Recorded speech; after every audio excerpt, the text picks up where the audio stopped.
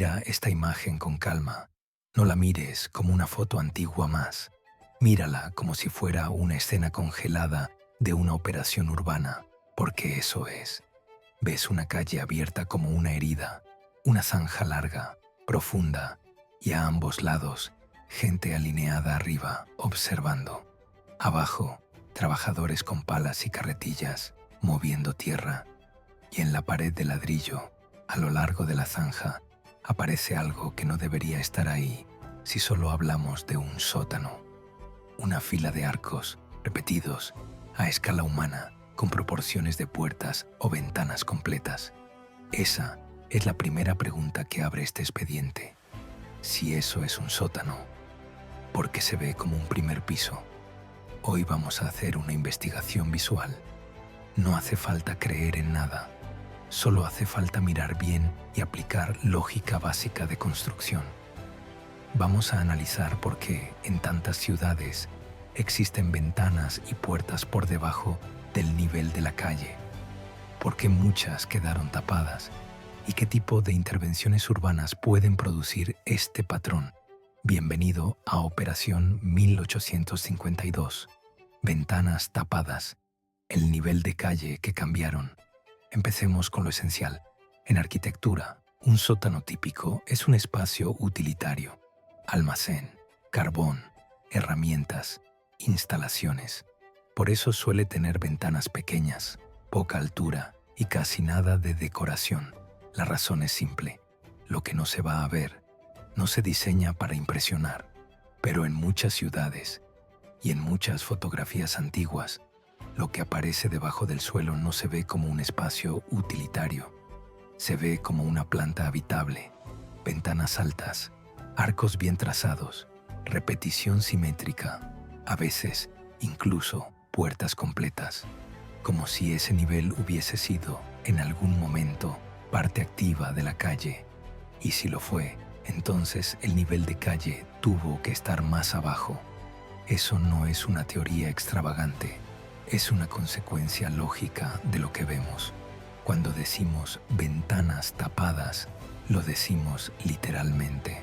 Ventanas cubiertas por tierra, por relleno, por aceras elevadas, por capas de pavimento, por obras de infraestructura. A veces queda visible solo la parte superior. A veces se sella con ladrillo. A veces se convierte en un pequeño respiradero, como si hubiera sido diseñada así desde el inicio. Pero no lo fue. Se transformó. Esa transformación deja señales y esas señales se repiten. Ahora volvamos a la fotografía que abre el caso. Observa la escala. La zanja es enorme. No es un trabajo menor. Es el tipo de obra que exige organización, materiales y una razón potente para justificarla. Fíjate también en la multitud arriba. Una fila larga de personas mirando. Eso significa que esta obra era un evento, algo que afectaba al barrio y que, además, mostraba algo fascinante, porque cuando se abre el suelo de una ciudad, aparece lo que normalmente permanece oculto: capas. La ciudad no es una sola cosa. La ciudad es una acumulación. Aquí conviene aclarar algo importante. Elevar calles en el siglo XIX no es un mito. Es un hecho documentado en distintos lugares. Se hizo por drenaje, por saneamiento, por instalación de alcantarillado, por control de barro, por adaptación a crecidas, por necesidad de pendientes y circulación. Es decir, la explicación oficial existe y tiene sentido. La pregunta no es si se subieron calles. La pregunta es, ¿cómo se ve eso en el mundo real? ¿Qué huellas deja?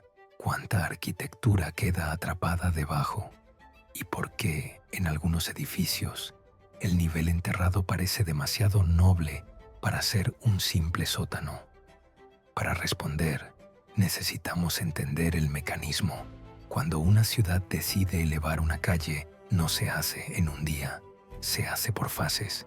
Primero se planifica el nuevo nivel, altura, pendiente, drenajes. Luego se preparan zanjas, bases, tuberías, canales, para que la vida continúe. Se construyen pasarelas temporales con tablones. Se mantiene el paso de personas, a veces incluso de carros, mientras se trabaja por tramos. Después llega la parte que cambia todo: el relleno. Tierra, grava, arena, escombros. Se coloca por capas y se compacta. Esa compactación no es un detalle menor. Es lo que permite que el nuevo nivel sea estable y pueda soportar pavimento, tránsito y edificios. Y entonces ocurre el choque inevitable con la arquitectura existente. Las puertas y ventanas que estaban diseñadas para el nivel antiguo quedan demasiado bajas. El suelo nuevo las invade. ¿Qué se hace en ese punto? Depende del edificio, del propietario y del proyecto urbano, pero las soluciones se repiten. Una solución es sellar. Donde antes había una puerta, ahora se levanta un muro. Donde antes había una ventana, ahora se rellena o se reduce a una abertura mínima. Otra solución es adaptar con escaleras. Se deja la abertura, pero se crea un descenso hacia lo que ahora se llama subsuelo. Una tercera solución es resignar el nivel. Se convierte en almacén, en bodega, en espacio técnico, en zona de servicio. Y aquí aparece una idea clave. Sótano no siempre describe un origen. A veces describe un resultado, un destino creado por una elevación posterior del nivel de calle. Por eso, cuando vemos ventanas tapadas, no estamos viendo un capricho arquitectónico, estamos viendo una cicatriz histórica. Ahora viene la parte más interesante. ¿Por qué algunos niveles enterrados parecen demasiado bien diseñados? La respuesta más simple es que, cuando se construyeron, estaban expuestos. Eran parte de la calle, tenían que verse, tenían que vender, tenían que recibir luz. Tenían que ser transitables. En barrios comerciales del siglo XIX, era normal que la planta baja tuviera aberturas amplias, simetría y presencia. Si con el tiempo el nivel de la calle sube, esas mismas aberturas quedan abajo, pero su diseño no desaparece, queda atrapado. Eso explicaría arcos alineados, marcos bien trabajados y proporciones de primer piso en niveles que hoy llaman sótano. Sin embargo, existe otra posibilidad complementaria: que el proceso haya ocurrido más de una vez. Es decir, no una única elevación, sino varias fases a lo largo de décadas. Una ciudad puede elevar por saneamiento, luego volver a elevar para nuevas tuberías, luego rehacer pendientes, luego repavimentar con capas más gruesas, luego reconstruir tras una crisis local. Cada fase suma centímetros o incluso metros. Cada fase convierte más del nivel antiguo en subsuelo.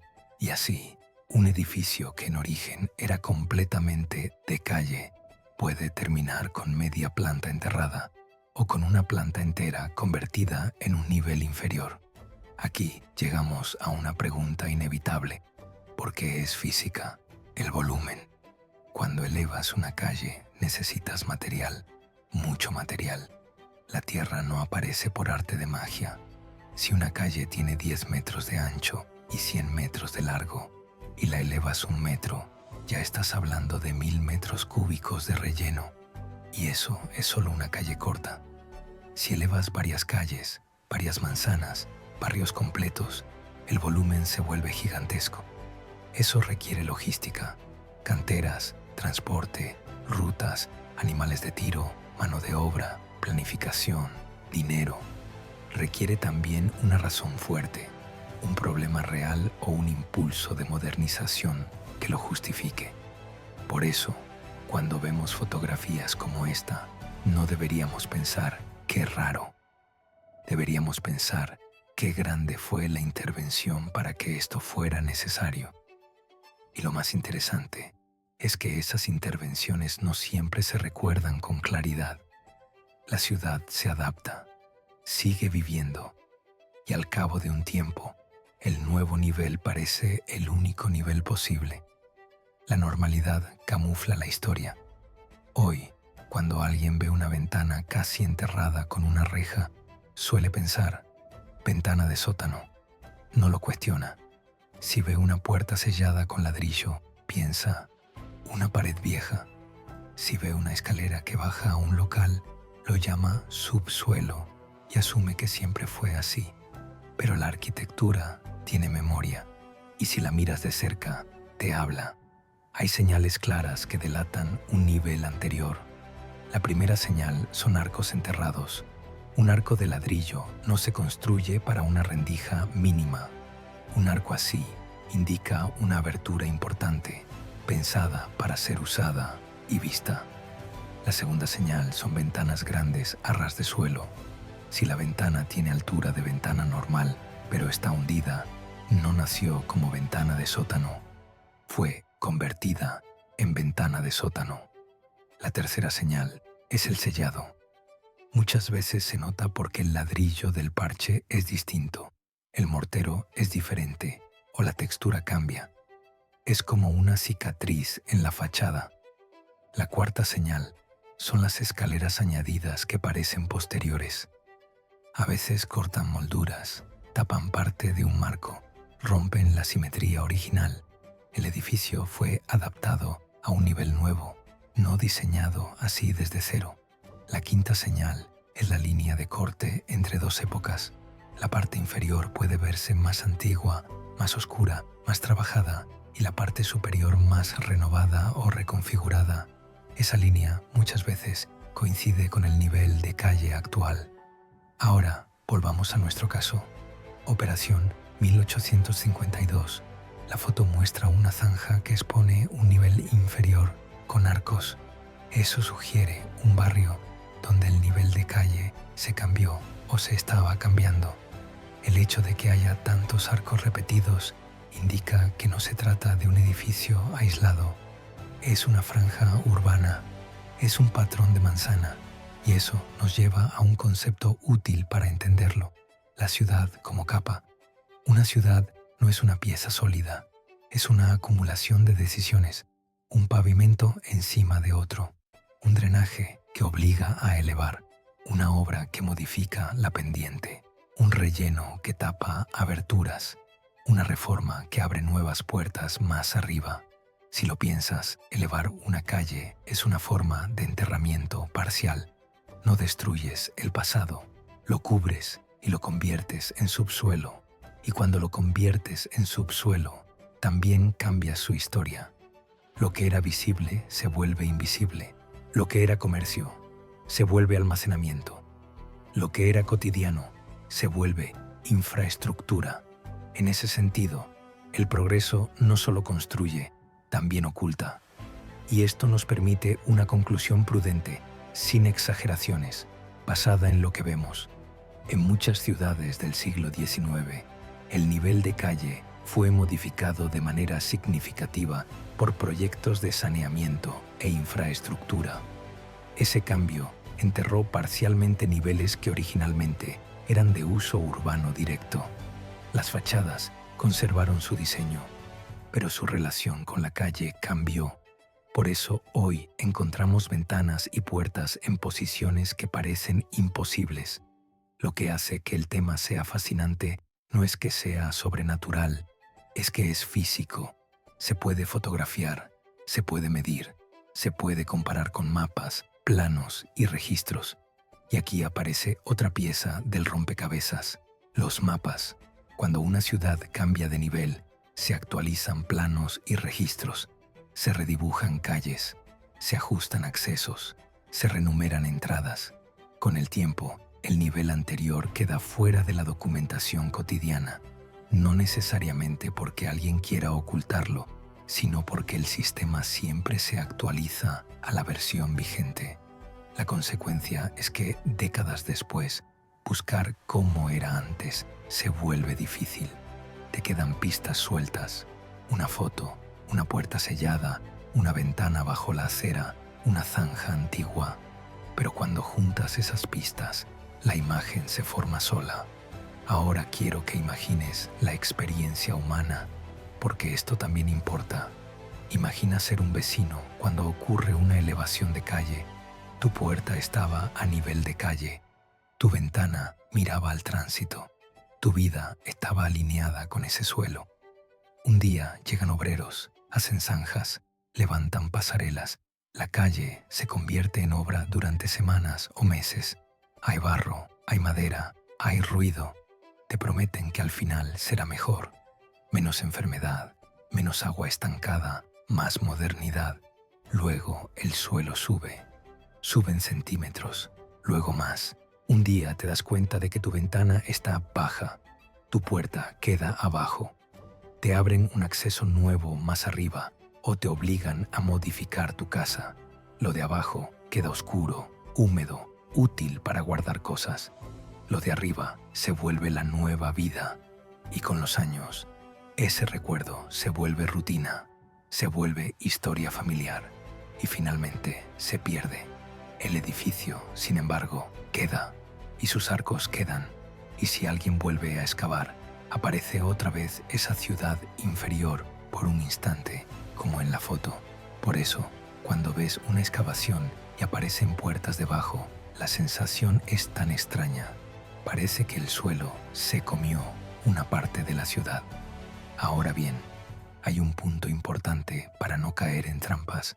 No todos los casos significan lo mismo. Hay edificios con semisótanos diseñados desde el inicio, especialmente en algunas tipologías, almacenes, zonas de carga, edificios donde la planta baja estaba ligeramente elevada por diseño o donde existía un half basement. En esos casos puedes ver ventanas más grandes abajo, pero la relación con la calle puede haber sido diferente desde el inicio. Por eso, la forma correcta de investigar no es gritar todo fue enterrado, es analizar caso por caso, comparando señales. La ventana enterrada coincide con la simetría del edificio. Hay marcas de sellado. La altura enterrada es consistente en una manzana entera. Hay fotos antiguas de la calle antes de la elevación. Existen registros de obras de saneamiento en esa época. Ese método convierte un tema polémico en un tema sólido. Y aquí está el corazón de Operación 1852. No es una teoría. Es un modo de mirar la ciudad como archivo. En un archivo, lo importante no es lo que te dicen que existe, es lo que puedes verificar. Cada arco enterrado es una frase. Cada puerta sellada es una línea tachada. Cada ventana bajo la acera es una nota al pie que nadie leyó. Y cuando juntas muchas notas al pie, encuentras el patrón. Por eso, en este episodio, vamos a seguir un hilo. La idea de que el nivel de calle cambió y que ese cambio puede reconstruirse con evidencia visual. Si hoy caminas por barrios antiguos, hay una forma de entrenar tu ojo.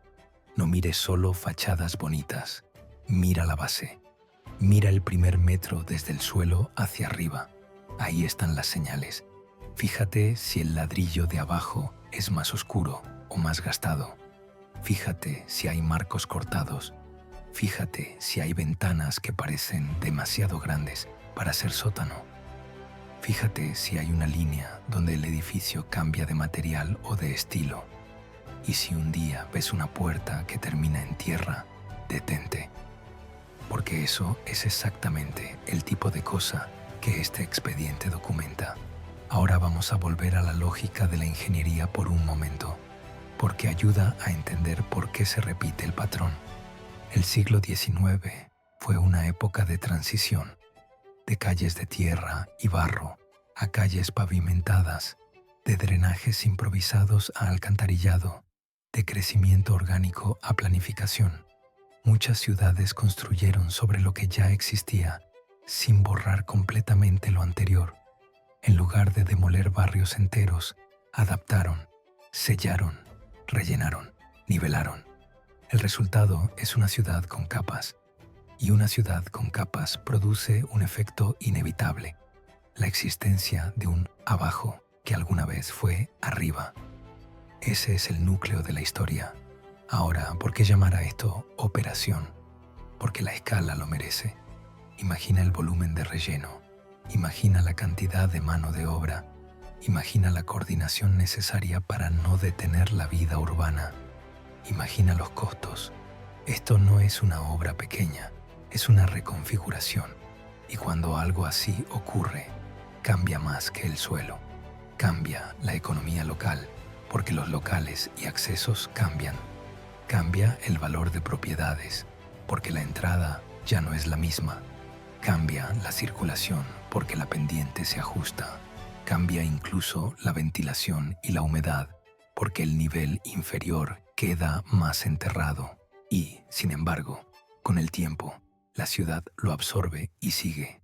Ese seguir es lo que hace que hoy parezca misterioso, porque nosotros llegamos después. Vemos el resultado sin ver el proceso. La foto de 1852 es valiosa precisamente porque muestra el proceso. Muestra que se podía abrir una calle y encontrar arquitectura completa debajo. Muestra que existían niveles que hoy, si estuvieran cerrados, nadie imaginaría. Por eso, este tipo de imágenes funcionan como prueba. Ahora quiero detenerme en un detalle que suele pasar desapercibido: la repetición de arcos. La repetición arquitectónica implica planificación. Un arco no se hace porque sí. Se hace para abrir un espacio, para dar acceso, para permitir luz o paso. Y si hay muchos alineados, indica que ese nivel tenía una función que se repetía: acceso a unidades, bodegas comerciales, entradas, almacenes o algo que requería aberturas regulares. Eso es típico de una planta que interactúa con una calle. Entonces, aunque la explicación final sea subieron la calle, el dato crucial es que ese nivel estaba diseñado para existir a la vista. Y eso cambia tu forma de interpretar la historia urbana. Si aceptas que el nivel de calle cambió, entonces muchas cosas que hoy consideramos sótano tal vez sean restos de una versión anterior. Y esto nos lleva a otra pregunta: ¿cuántas veces se reescribió la ciudad? Porque si una elevación puede ser de 1 metro, otra de medio, otra de 20 centímetros, a lo largo de décadas puedes acabar con un cambio enorme.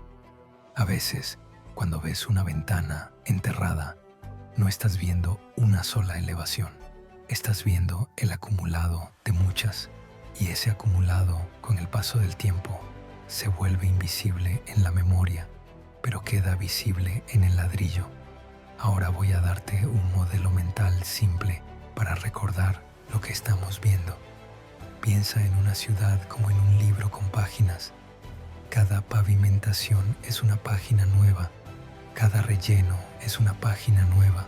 Cada obra de alcantarillado es una página nueva. Cada reconstrucción tras una crisis es otra página. Si no arrancas las páginas viejas, solo las cubres. Y entonces, cuando alguien excava, aparece una página anterior. Eso es exactamente lo que ves en la foto. Ahora, para mantener el expediente limpio, vamos a separar dos cosas. Una cosa es lo que podemos afirmar con seguridad visual. Hay arcos, hay nivel inferior, hay excavación, hay obra, hay relleno. Otra cosa es la interpretación amplia. ¿Por qué se hizo? ¿Cuánto se elevó? ¿Cuántas fases hubo? ¿Qué eventos lo aceleraron? Aquí es donde mucha gente se pierde, porque quieren una explicación total inmediata. Pero la forma correcta de investigar es construir desde lo seguro. Lo seguro es esto: la ciudad tuvo un nivel anterior y el actual lo cubrió en parte. Ahora viene lo interesante. Si ese patrón aparece en muchas ciudades, entonces la modernización del siglo XIX tuvo un componente masivo de elevación y relleno que afectó la arquitectura. Y eso es lo que mucha gente no tiene en su historia mental del pasado. Nos enseñan fechas, guerras, inventos, pero no nos enseñan que en muchos lugares literalmente cambiaron el suelo bajo los edificios. Sin embargo, aquí está la evidencia, y no solo en fotos, también en la ciudad actual. Si un día viajas y ves una cafetería con ventanas casi enterradas, mírala. Si ves un edificio viejo con arcos a ras del suelo, míralo. Si ves un callejón con una puerta sellada medio metro bajo la acera, míralo. No porque sea misterio por sí mismo, sino porque es una pista de cómo las ciudades se rehacen sin borrar completamente lo anterior. La historia no siempre se destruye, a veces se tapa. Ahora, quiero hacer una pausa y plantear una pregunta que parece pequeña, pero es clave. Si el nivel de calle cambió, ¿qué pasó con las entradas originales de esos edificios? ¿Dónde quedaron? La respuesta es visible en muchos lugares. Quedaron selladas o quedaron convertidas en accesos secundarios. Es por eso que a veces ves puertas que no llevan a ningún lado o ventanas que hoy dan a tierra. Son piezas de una fachada que fue cortada por el suelo nuevo. Y cuando una fachada es cortada por el suelo, la ciudad está diciendo: esta parte ya no pertenece al presente. Eso es fuerte, porque una puerta es un símbolo de vida. Una puerta sellada es un símbolo de cierre histórico. Y esa es la razón emocional por la que este tema atrapa tanto. Ahora, llevemos esto a un nivel más analítico. Si una ciudad eleva calles por saneamiento, la elevación debería ser coherente con una lógica de drenaje, pendiente hacia ciertos puntos, conexión con ríos o canales, dirección de desagüe. En algunos casos, eso se puede rastrear con planos de ingeniería. En otros, solo se ve en el terreno. Calles que parecen subir de forma artificial, muros de contención, escalones extraños, aceras altas. La huella de ingeniería se siente como una ligera incomodidad en la ciudad, como si algo no estuviera alineado con el edificio. Y esa incomodidad es otra señal. Cuando un edificio fue diseñado para un nivel y la calle está en otro, el encuentro es imperfecto. Se nota. Se nota en escalones añadidos. Se nota en ventanas cortadas. Se nota en marcos enterrados. Se nota en entradas desplazadas. La ciudad moderna vive encima de esos ajustes. En ese sentido, Operación 1852 es un caso sobre ingeniería, pero también es un caso sobre percepción, porque una vez que empiezas a ver estas señales, ya no puedes mirar una calle vieja de la misma forma. Empiezas a preguntarte, ¿qué había aquí antes del asfalto? ¿Qué nivel era el original? ¿Cuántas veces se rellenó? ¿Cuántas puertas quedaron abajo? ¿Cuántas historias se quedaron en un nivel que ya no se pisa? Y aquí es donde el expediente se vuelve potente, no porque te da una respuesta final absoluta, sino porque te enseña a hacer preguntas mejores. Ahora quiero cerrar el hilo de manera clara, sin secciones numeradas y sin llamados a la acción, solo con la esencia de la conclusión. Lo que estás viendo, ventanas y arcos bajo el nivel de calle, es una consecuencia de cambios urbanos reales, cambios de nivel que ocurrieron por razones prácticas, drenaje, saneamiento, infraestructura. Esos cambios enterraron parcial o totalmente elementos arquitectónicos que originalmente estaban expuestos.